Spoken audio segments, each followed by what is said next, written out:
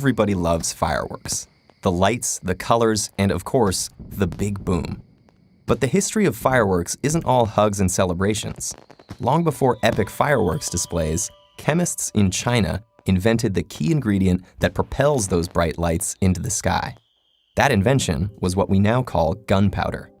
Our story begins back in ancient China in the mid-9th century, where early Chinese alchemists were trying to create a potion for immortality.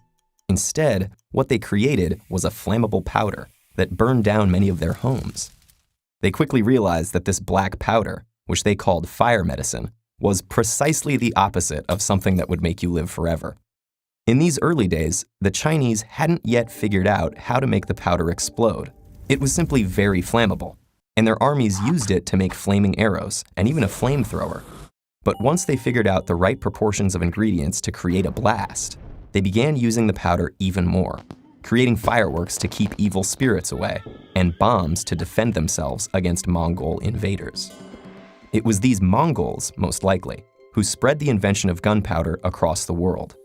After fielding Chinese attacks, they learned how to produce the powder themselves and brought it with them on their conquests in Persia and India. William of Rubruck, a European ambassador to the Mongols, was likely responsible for bringing gunpowder back to Europe around 1254. From there, engineers and military inventors created all kinds of destructive weapons. From bombs to guns to cannons, gunpowder left its mark on the world in some pretty terrible ways.